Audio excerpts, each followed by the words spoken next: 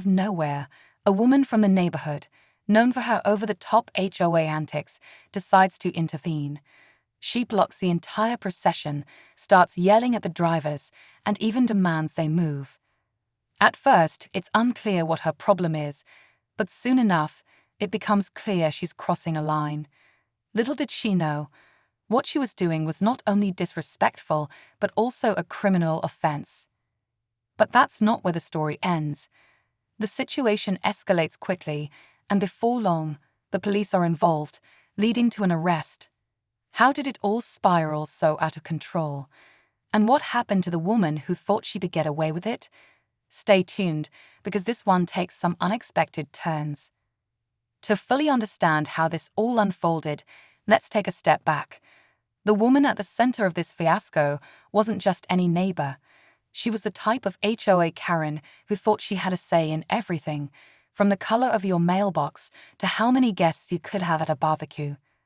Her name was Karen, of course, and she'd earned a reputation for being the enforcer of the neighborhood's strict rules, no matter how minor or ridiculous they were. The family of the deceased, a couple who'd lived in the area for years, had just lost their father, a well-respected man who'd spent his life giving back to the community. The funeral procession was meant to be a peaceful, somber event, with a long line of cars driving to the cemetery. But as soon as they approached the intersection near Karen's house, she appeared, standing right in the middle of the road. At first, the drivers thought she was just in the way, but then she started waving her arms and shouting, demanding the cars turn around. It didn't make any sense. This wasn't her road to control. There were no signs, no barricades, just a woman with a lot of misplaced authority. People in the procession tried to reason with her, but Karen was unyielding, almost as if she enjoyed causing a scene. And that's when things started to spiral. What was supposed to be a respectful tribute was quickly turning into a nightmare. As the procession came to a halt, confusion spread like wildfire among the drivers. Some people tried honking, hoping Karen would get out of the way, while others began rolling down their windows to plead for her to move. But Karen didn't seem fazed. She stood firm in the road, her arms crossed, as if she had all the time in the world to argue. Her face twisted with a strange combination of defiance and superiority. "This is a private road," she insisted loudly, "and you're all blocking traffic." For the family, it felt like a nightmare. They had just buried their loved one, and now, on the way to the cemetery, they were stuck in this absurd standoff. The widow, visibly distraught, got out of the car to confront Karen, hoping to appeal to her humanity. "Please, we're just trying to bury my husband," she begged, but Karen wasn't hearing it.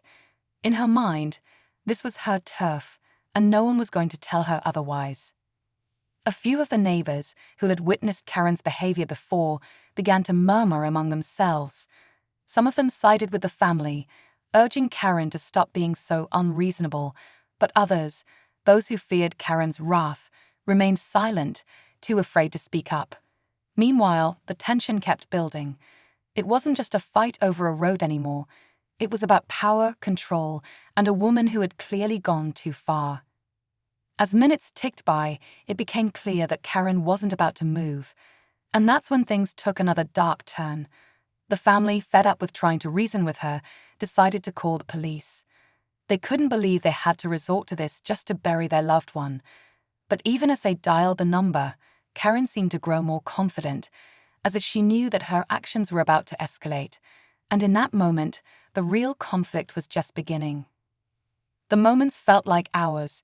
The procession, now at a complete standstill, was becoming an increasingly chaotic scene. The widow, her face streaked with tears, kept trying to calm her children, who were visibly upset by the absurdity of it all. The family's friends and extended relatives began stepping out of their cars, some in disbelief, others simply exhausted by the situation. The police had been called, but they were still a few minutes away. In the meantime, Karen seemed to grow bolder by the second. Just as I was getting ready to trigger the siren, something new popped up on the drone feed. Karen wasn't alone anymore. Another person stepped into frame, someone I didn't recognize at first. Tall guy, clipboard in hand, official looking. My first thought, HOA backup. But then I noticed the city logo on his shirt. This wasn't just neighborhood drama anymore. She'd actually called in a city inspector. Now the stakes were way higher. If Karen convinced this guy my drone was violating some local ordinance, I could be looking at fines or worse, my drone confiscated completely. And the way she was talking, she was pulling out all the stops, claiming it was spying on her property, that it was flying unsafely, and get this, she even said it nearly hit her dog. I couldn't believe it. She was stacking lie after lie, and this city guy was actually nodding along. Meanwhile, my phone buzzed. An email notification from the drone service. It had flagged unauthorized grounding outside of delivery zone. Great. One more layer of bureaucracy I'd have to fight if this escalated. That's when it hit me. If this inspector documented anything based on *cut* version of events, I might lose all control of the situation. I had the footage. I had the timestamps. But now I needed the one thing Karen wouldn't see coming: public pressure. And yeah, maybe the siren too. I knew I was out of time. Karen was spinning her story fast. The inspector was scribbling notes, and my drone was still sitting helpless in her sunroom. So I hit record on my phone camera, opened the drone app, and finally, activated the siren. Instantly, the speakers on the drone let out a loud, pulsing alarm. Not obnoxious, just attention-grabbing. It echoed right through her backyard and out onto the street. Karen jumped like she'd seen a ghost. The inspector turned around, confused, while the drone's LED lights started flashing in sync. It was impossible to ignore. And then came the twist I didn't see coming. As Karen rushed toward the drone, yelling something I couldn't make out, the inspector noticed the camera blinking and asked, "Is this thing recording?" She froze. I heard her stammer, trying to explain how it landed by mistake, how she was just keeping it safe. But the inspector wasn't buying it anymore. Right then, I activated the voice function through the drone. Calm, clear, and just loud enough. "This drone is currently live recording. I am the owner. GPS confirms the intended landing zone. Please return it immediately." The look on her face, priceless. The inspector looked at her, then at the drone, then walked out, didn't say a word. And Karen? She stepped outside, holding the drone like it was radioactive. But just as I thought it was over, she said something under her breath that changed everything. As I thought I was about to get my drone back without any further drama, Karen muttered under her breath, "This isn't over. I'll make sure the HOA knows what you're doing with these drones." She didn't say it loud enough for the inspector to hear, but I caught it. It was clear now. This wasn't just about one delivery. It was about her needing control, and she wasn't ready to let go.